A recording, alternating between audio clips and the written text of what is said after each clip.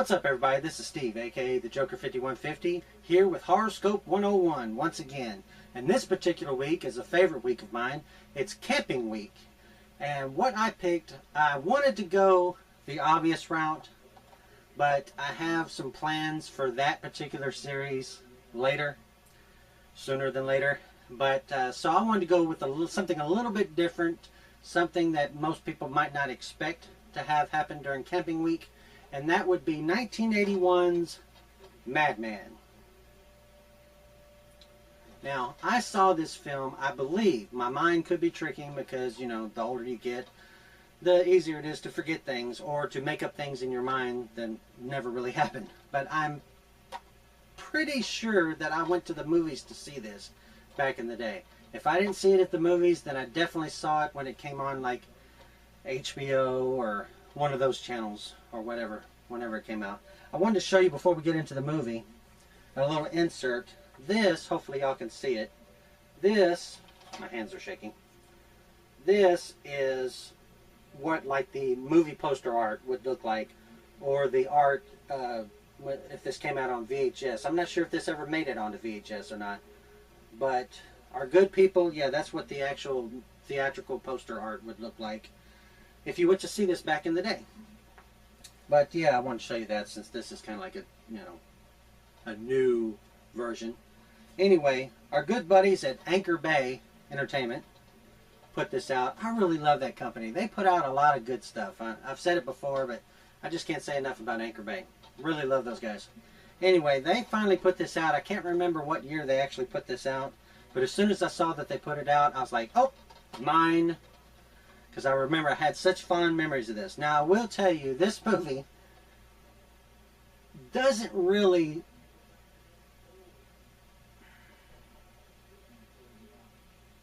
It hasn't really aged well. I remember this being a lot better back when I was younger. I don't know. But anyway, the only problem, before I get into the movie, the only problem I can see really with this release, and I'm sure it couldn't be helped, the sound, not the music, but the whole sound overall, like the dialogue, it sounds kind of muddled. And I'm not sure if you know what I mean, but where things kind of sound, you know, a little bit, you know, where they're kind of like this and they're not exactly clear. So you got to turn up the TV to try to make sure that you catch all the dialogue. That's the only problem I really have with this movie or this release. Again, maybe they couldn't clean it up, or maybe they didn't want to take the money and try to clean it up. You know, I don't know the circumstances there, but the dialogue is a little muddled. It could be a little bit more clear. But other than that, the picture looks great, except for there are several instances more around the middle of the film. I'm not exactly sure what it is because I don't know all the technical stuff of film. But what it looks like, and it's right in the middle of the screen, like it's in the middle, but a little bit more toward the lower part of the middle of the screen.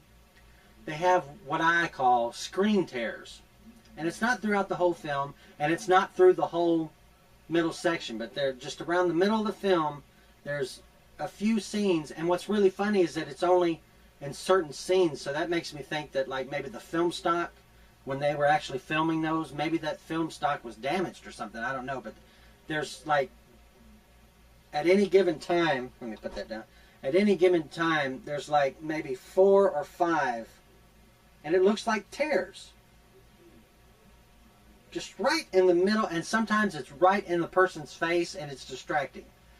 But, you know, I guess if they wanted to spend money, you know, they could go in there and digitally, you know, edit that stuff out, but it's a movie from 1981, and like it wasn't like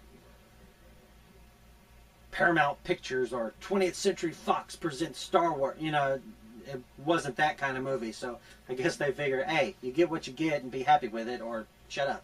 So, but yeah, other than that, the picture looks great. Just the sound needs a little bit work done on it, and get those tears out of the picture. It's distracting. But other than that, this is a nice little film, and I say little because it's obvious when you watch it. It's a low-budget film. Now, I don't mean low budget like it looks like someone did it in film school, or like a high school project. You know, it's not that low. It's not a no budget film. It's a low budget film.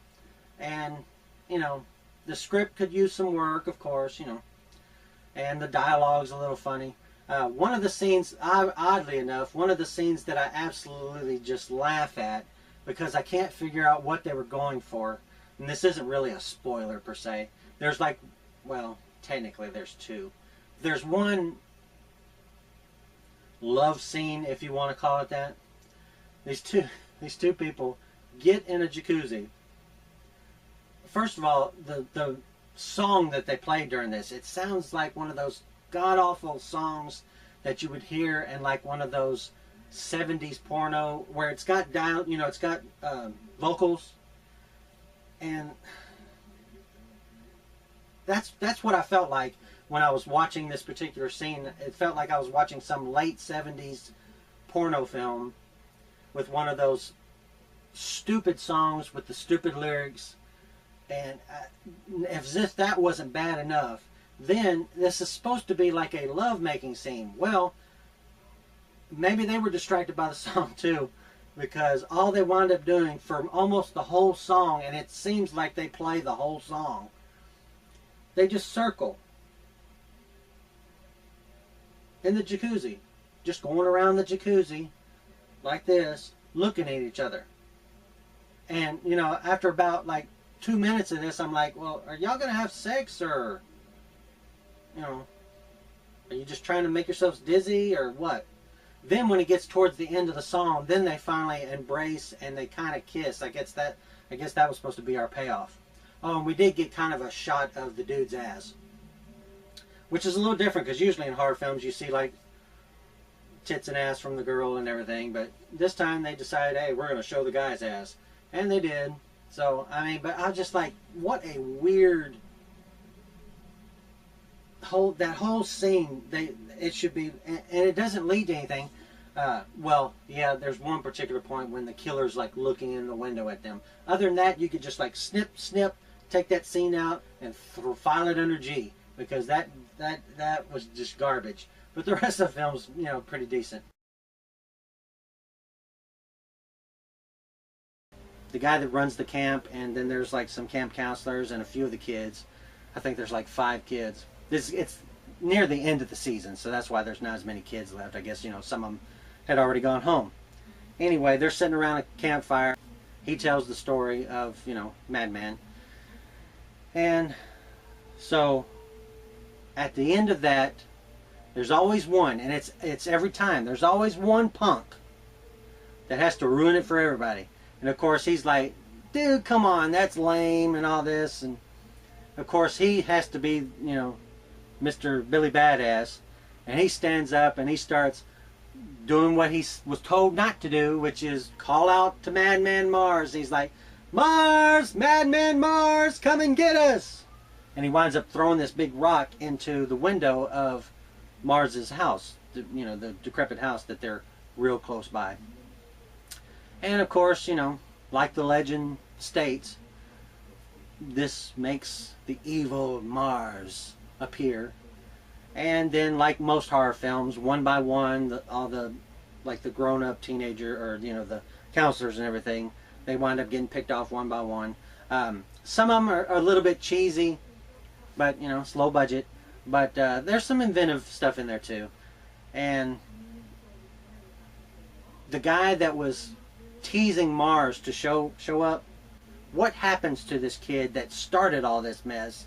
What happens to him is ironic. That's the word. It's ironic. The guy that caused everything, what happens to him is ironic. But yeah, definitely check out this film if you can. I'm not sure. I would think it's still available. I didn't check.